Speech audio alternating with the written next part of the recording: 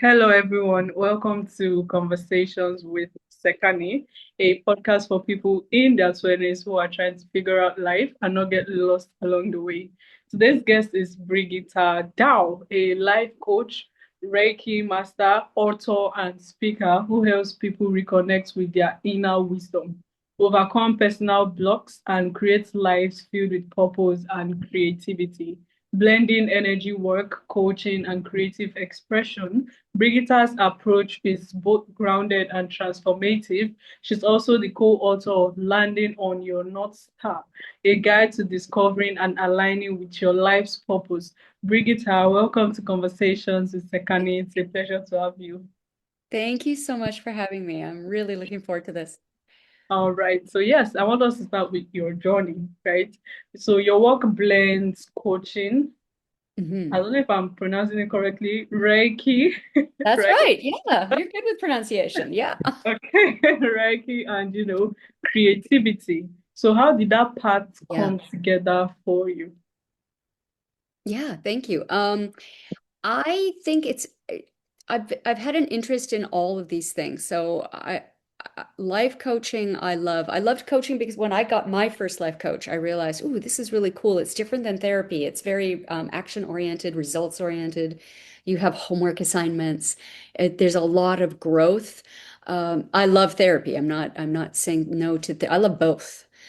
So I really loved and I loved my coaches, all the different coaches I've had. It's just incredible what you can do when you align with someone who has a really high standard for you and is really collaborating with you, as opposed to, imprinting what their idea is or setting a goal for you. It's a very different experience when you're working with a coach because it's a very collaborative experience. So I loved that. So getting into coaching really made sense for me. And I've always had this curiosity, interest, I don't know, a desire to include some of the unseen stuff, the energy of our thinking, the energy of our emotions, and how that can truly affect things. So when you're working with a coach, there's cognitive behavioral exercises you can do, there's activities you can do, and then there's this other piece of the energetics of it. And you know this when you meet people who are really charismatic versus people who are in a chronic depressed state. Their energy is different. And that's always been interesting to me. So about a little over 5 years ago, I was able to study Reiki with a good friend of mine. And originally, I was only interested in doing Reiki for myself. And then after practicing, I realized, oh, no, no, this is a great tool to assist people, and not for everybody, but for those people who decide, yeah, they want that extra support. They're interested in more clarity and just letting go of things at a more rapid pace. I think that Reiki can be a beautiful tool to support that. And then, quite frankly, I've been a crafter since I was a child. And I've known that there's something magical that happens when you just forget everything else and just make something for the sake of making. And every single human being is creative. So you don't have to be an artist, quote unquote, to be creative. One of the things we say in our book is that we sang before we spoke and we colored before we wrote because we did. And you and I talking, with the fact that we're here, this is a creative act. We had to be creative to get to this point, to be able to have this conversation. So I think that when we allow room for being creative, magic can happen. And that can look like personal growth. It can look like overcoming obstacles. It can look like finding peace. It can look like healing old wounds. It can look like all sorts of different things. So I'm a big fan of play, the energy of play, and bringing that into the work that I do with people and into life. Wow. Okay. So basically, you're into coaching, Reiki, and also Yeah. creativity. So I feel Yeah. like what that teaches me is to always give room for anything that would personally improve your life, right? Yeah. Anything that will make you grow, you should always give room for that in your life. So yes, thank you for that one actually. And Yeah. I want us to talk about inner wisdom, right? So, what does it really mean to reconnect with your inner wisdom? Ooh, good question. I think we know, well, let me put it to you this way. We know when we're not connected to our inner wisdom, right?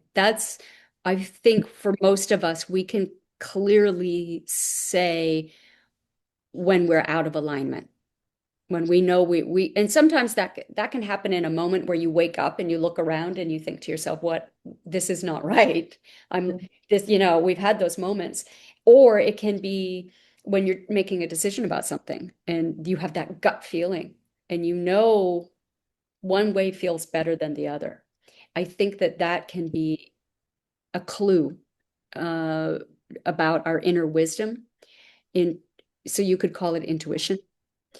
It is that inner knowing. It's hard to put your finger on it, except I would, again, to repeat myself, when you're not in alignment with it. So the more you can say, okay, not this, then find your footing in what feels right. Then each person will have their own kind of intuitive signature, if you will, of what that feels like to them. So they'll know when they're in flow or when they're in alignment with their inner wisdom, because it'll feel very specific to them. It's one of the things I do work with people is figuring out what is that like for you as a unique individual. And and then once you figure that out, you kind of have a lot of the answers within. You kind of have a measuring tape to how to measure, like, is this in or is it out? It gets life doesn't necessarily get easier once you know your inner wisdom or once you can connect with it, but it can in some ways get simpler in that you know what the right decision is because you know what the All wrong right. decision. Okay. So Yeah, that means one can actually tell when they are not in alignment with yeah, their inner wisdom. I think Right. so. All right. Don't you think? Right? You've probably had moments like that where you've gone, uh-oh, I knew this was coming. Like, when you knew Yeah, it. actually, You knew then it. I learned the hard way, funny enough. Mine was hard, right? I Yeah. mean, most times when I don't listen to that, should I call it intuition? Can I call it intuition? Yeah. If I don't listen to it, it always ends up bad, right? So then I feel like if I had known, I should have listened to that inner wisdom because it Yeah. makes things easier, actually. So yes, I can actually relate Yes. to it. Yeah. It does. All right. So yes, first of all, we need to talk about healing, right? And one of the methods you use for healing is creativity. So Yeah. you talk about creativity as medicine. So how does creative expression actually help people heal? It makes you present. It really, truly, when you're being creative, and this again can be cutting vegetables, making dinner, that can be an act of creativity, gardening, even going for a walk and just noticing what's around you. Collecting is actually a form of creativity. So a lot of people, they have stamp collections or they collect brooches or jewelry or whatever it is. That's actually another way of expressing creativity. And something as simple as just getting a coloring book. And coloring is I have tons of coloring books around. I travel with them all the time because they bring you to present moment. And what actually happens is let's use coloring as an example. When you're sitting down to color, your brain, the part of you that's worrying about something gets a break because now it's requiring your attention to go somewhere else. And this is a wonderful way to problem solve, actually. So rather than continuing to worry, if you go and do something creative, chances are that other part of your brain can have a rest and it'll come up with a much better solution than anything you could have thought of if you just sat there banging your head against the wall. So there's that, but also the act of slowing down and stopping and taking a time out for yourself has healing energy to it. It's baked into that very process of stopping and taking a time out for you. Your subconscious is listening. That goes deep, deep beyond our conscious thinking. And there's those parts of you that are ready to be healed, that want to be seen and heard. They will feel safer. It will feel like a safe place to come out. And then That to me is a gentler way of approaching yourself. And there's always, when you're being creative, there's the door to curiosity is open, which is, I think, a necessity for healing, is compassion and curiosity. I feel like if you can get those two things down with yourself and with a person that's supporting you, if they're curious and compassionate, you can heal so much by just creating that compassionate space. And being creative, you're already curious because you don't know the outcome. You don't. Yeah. You know, even if you're coloring and you're using a book and the picture is kind of there and you're just coloring in the different colors, you still don't know what it's going to look like because you haven't colored it in yet. There's so there's some fun there, and there can be a curiosity versus just fear of the unknown. Curiosity is a little bit more of a playful approach to inner work. That again, with that process and with that intention, safety and a willingness to explore, that's kind of baked into the process, in my opinion. Okay, wow, thank you so much for that one, actually. And I think talking about, coloring books, right? It sounds fun. It sounds exciting, right? And I think Yeah, it's something I would actually like. I've never tried it, so I think it's something I would like, right? It's a yeah, form of interesting creativity, actually. So yeah, yeah, talking about Reiki or sure. Reiki, yes, you mentioned it quite a few times already. I don't know what that means. What is Reiki? Okay, Reiki is healing energy. It's just life force energy. Mm, And it because it's a life force energy, just like when you see plants growing, animals doing their thing, life force energy, children, it's got a mind of its own. It has a direction that it wants to go in, and that is always for the highest good. That's the reality of life force energy wants more of life force energy. It's a great thing. So what I do as a Reiki master when I work with people is I give them I start with some visualizing. I have them be physically comfortable, and then we do some visualizing, and I get their brain and their body and all of their systems, we'll say, kind of on board to receive Reiki energy. Now, what that really is, in my opinion, is like opening the blinds. Like I have here, the sun is coming through the windows for me. So I yeah. could close the blinds and it would be dark, right? The sun Mm, is still shining out there. I just have closed the blinds. So the life mm, energy still exists, but I've shut myself off from it. So when you work with a Reiki practitioner, what they do is they support you in opening those blinds. mm, And so then the sun can come in and now you can co-create with the mm, sun. It shines its light in and you can do whatever it is you want to do. Reiki's exactly like that. So you work with someone who supports you in opening yourself up to this healing energy that is there for everybody to have and you are mm. able to receive. And then Reiki can come in and co-create with you. And that's in a nutshell what Reiki energy is. So when I work with someone, sometimes we'll work for releasing.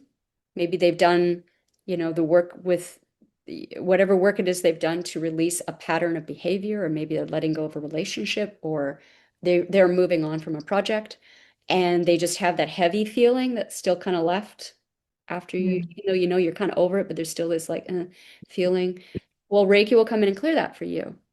You can clear that energy.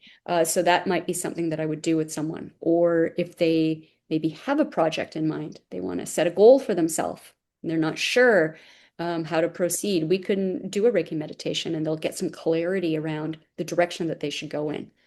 I look at Reiki as kind of like a cosmic dust buster that kind of comes in and sucks up all the dust and clutter and stagnant energy so you can more clearly see what's best for you.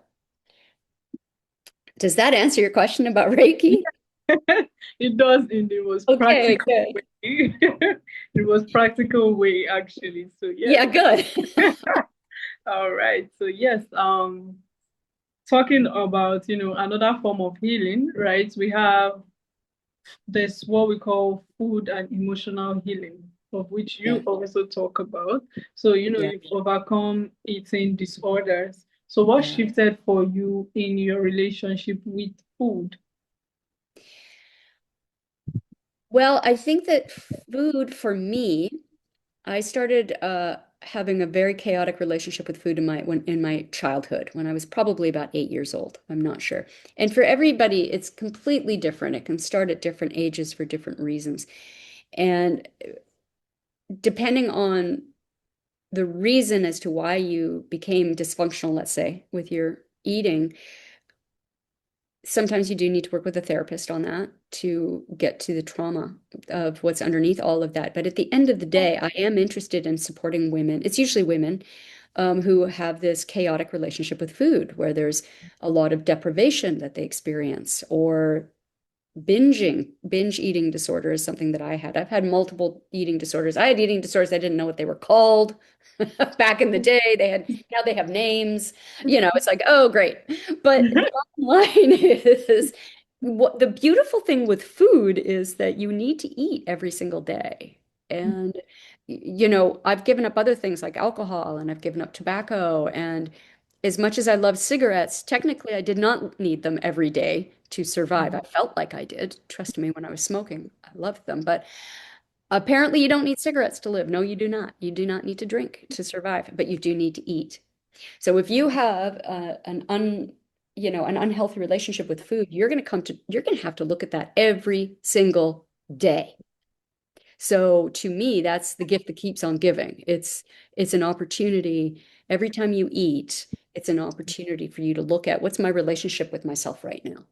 And so as a practical example of that, it could be depending on whatever time of day it is. Your body might be saying, I'm hungry. And you in your mind might think, it's not time to eat. Why am I hungry? I don't need to eat. What? I'm not going to eat. So now you're depriving yourself. Whereas your body's saying, hey, I'm hungry. Or what about those times when you eat when you're not hungry? At night, sitting in front of the TV, kind of bored. Next thing you know, you're eating. Next thing you know, you've consumed a whole bunch of food you didn't need. And it's like, what was I doing? Why did I eat all that food? Well, that's interesting. You weren't listening to your body. So you were using food as an emotional tool, and it's food. It's not going to help you with an emotional problem. Food won't help you with boredom or loneliness or whatever it is that you're feeling. So those things to me, when you start to notice what you do with food and what you don't do, what do you deprive yourself? Do you overeat? Do you eat when you're not hungry? Do you eat to relax? Do you eat when you're anxious? Or do you go for days without eating because you're anxious? Any of those behaviors are an opportunity. Again, it's that curiosity and compassion of what's going on with me? I'm starving right now and I'm not letting myself eat. Why? What's going on with me? I'm not taking care of myself. Or why did I eat all that food last night? I wasn't hungry. What was I thinking? What was going on with me? What was I wanting to numb with food? These are wonderful questions you can ask yourself. And because is just another doorway into personal growth of just being curious and going, oh, what's going on with me?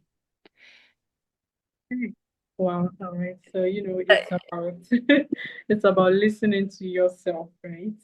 Yeah. Actually listening and asking yourself, are you really hungry, or there's something that Yeah. you need to attend to? There's a certain way Yeah. you feel, right? Because most of the time, other people try to eat in order to numb that pain, right? So, That's It's very common. And for me, the person who really helped me the most was Janine Roth. Janine Roth is an amazing author, and her guidelines, she calls them for eating, I mean, to me, they completely changed my life, without a doubt. And her very first guideline is eat when you're hungry, which sounds so basic and so, I mean, how it can't get much easier than that, right? And yet, it's just like you said. Well, if you're not hungry and you're eating, what are you doing? Or if you are hungry and you're not letting yourself eat, what is that about? It's that one guideline, in my opinion, can just make your brain go, your brain can completely explode with that one, with self-reflection. okay. All right, Yeah. so yes, thank you so much for that actually. And yeah, one more thing I want to ask, right? Yes. So something else might come up while I'm asking. That's okay. All right, so it's about, finding your North Star, right? Yeah. So what is it, North Star in life, Mhm. basically, and how can someone begin discovering theirs? The book. Yes, so the book is called Landing on Your North Star. I co-authored this with Peggy Cooney. And what we love is, again, going back to what we were talking about before with that inner wisdom, you know what your South Star is. You know when you're Mm, out of alignment. You know when you're headed the wrong way. So okay. how do you find the right way? Because it's not necessarily a direct opposite to where you're headed, right? You don't want to just knee-jerk react and go the other way. You want to kind of fine-tune it and dig deep with yourself and say, well, if I was going in the right direction, what would that look like? And so to me, knowing what your value system is key. And it's going to be very different for each person. What you value as your top three things, for example, are going to be different than someone else's. So my top values are contribution, connection, and creativity. So that means if I'm not doing something that's supporting one of those values, I'm not in alignment with what matters to me most. And so what matters to you most is truly what your North Star is. And you'll notice I didn't say what anything that you should be doing or what sounds like a good idea. These are things that are important to you. And so for some people, creating a nonprofit is what they want to do. They want to create opportunity for other people because opportunity and equity and those are the things that they really care about. That's going to literally pull them into the direction of what they want to do. That's how you know when you're in alignment with your North Star. You wake up in the morning and you're excited to go do the things that are going to pull you in that direction. And it's amazing when you're in alignment with your North Star, you have a lot of energy, you can get way more done because you're excited about it. Exactly. Yeah. So I think your value system, and you cannot go by someone else's value system. One person might really value family, someone else is going to value adventure, and there's no right or wrong here. There's just what's right for you. And so that's really what Peggy and I, when we wrote this book, it was again from years and years of knowing when we're going the wrong way and the importance of turning that ship into the correct direction. And the last thing I will say about that is just starting to turn that ship just even a few degrees. You don't have to do the whole 180, but just a couple of degrees will start to change your course immediately. And you will start heading in the right direction. And then you gain momentum. And then from there, you can start really pursuing what it feels like to be living in alignment with your North Star. Wow. Okay, thank you so much, Mhm. Brigitta. This has been amazing, right? It's actually such a powerful and grounding conversation, especially for, anyone looking to reconnect with themselves in a deeper way. So thank you. Oh, thank you. All right. So it brings me to my final question, right? Which is starting the journey because my podcast is for young adults and most of them feel stuck or disconnected. So for someone who feels stuck or disconnected, what is the first step they need to take today to be in alignment with, like you said, your North Star? Yeah. All right.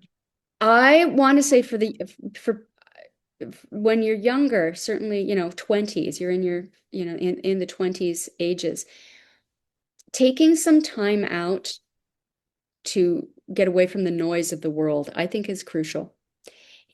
And and to give yourself permission to not know. I think that that's where people, when we're younger, we get stuck thinking, I'm supposed to know, I'm supposed to know. You don't have to know. But having an idea of what feels right. Again, going back to what we were talking about before, right? It's like I know when I'm right. I know when I'm on the right track because this happens.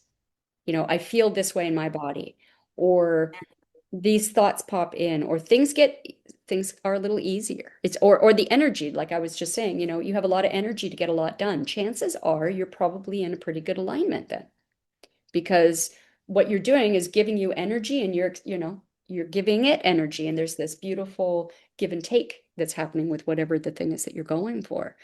But I think for you to be able to pick up on that, you got to take a time out and quiet and get away from the noise of the world. So that means going without the phone for a little while, going for a walk without a podcast, without talking to your bestie, without doing anything, just you walking in silence and listening to yourself and being with yourself can be a great tool, because then you can learn when there is noise, when your body is giving you signals. Those intuition, those moments of intuition, you'll feel those gut sensations, or it might not be in your gut. I mean, we're so used to saying my gut feeling, but sometimes it's not in your gut. Sometimes it's just an inner knowing. It's just something you just know that this is the right thing to do, or as we've said, this is the wrong thing to do. The way to pick up on that, you've got to get used to being still for a moment and listening to your body and how your body's communicating to you, and then trusting it and trying it out, trying small. So I'm a big fan of going, instead of going the same way to work every day, or wearing, just assuming what you're going to wear every day. It's like, why don't you just see which way you want to go? Like normally you turn right, but today you're going to go left. Let's see what happens, because that's what you're intuitively being pulled to do. Great. Give it a try, see what happens. Follow through on some of those ideas that just seem to quote unquote pop into your head for no reason. What if you actually followed through on that? Or the book that three people have mentioned to you now in the last 24 hours. Maybe you should go check it out, because there's some information coming through to you. But again, all of those things that I'm suggesting require you to slow down a little bit and be alone with yourself a little bit, which can be a tall order for a young person in this world right now that offers a lot of noise. Exactly. A lot of distraction, plenty of room for distraction. So, and that might even mean scheduling some time for yourself. It might mean, whatever day, Sunday morning, before I do anything, I spend 20 minutes with myself, and I'm just going to do some morning writing, some morning pages, or journaling, walking, something. Does that answer your question? Yes, it does actually. I've learned a lot actually from this very short conversation we've had. I've learned so much, and yeah, I think I see things differently now from how I usually used to see things. So thank you so much for that actually. Thank Oh, you. good. All right. And yeah, I hope my listeners would also, take whatever they've learned and start to apply it in their daily lives. Yeah. Actually. So yeah, it brings me to the final segment of my podcast. It's called the rapid fire segment. Okay. All right. So yeah, starting now, growth is Growth is possible. possible. Oh, wow. Okay. Healing requires Willingness. okay. Creativity is Necessary. all right. Wow. Okay. Okay. All right. So energy flows where Oh, energy flows where attention goes. okay. Self-worth is Self-determined. okay. All right. And finally, you are Magical. wow. Like, no, let's clap our hands to that one. Yeah, we That are. was beautiful. Actually, you did amazing. And thank you. Thank you so much, Brigitta. And where can listeners get to know more about you and what you do? Well, my website is my name, brigittadau.com. And I'm on Instagram and Facebook too. So Brigitta Dau Coaching. And lots of videos about all the things we've been talking about are there, and information about the book and where I'm teaching. And you can work with me I work virtually on Zoom with people in groups and one-on-one. So if people are interested in joining a group where we do Reiki together, that might be fun, or a one-on-one session, I'm very easy to get in touch with. And I love talking to people. So reach out. Yeah. Okay, so thank you. Thank you so much. I'll be reaching out to you on Instagram after this, actually. Oh, good. All right. So, yes, to my listeners, Yeah. thanks for tuning in to Conversations with Sekani. If this episode sparked something in you, make sure to share to someone you think might need this and also subscribe so you don't miss out on new episodes. Thank you, Brigitta. Do have a wonderful day. Bye. Thank you. You too. Thank you so much. Bye-bye. All right.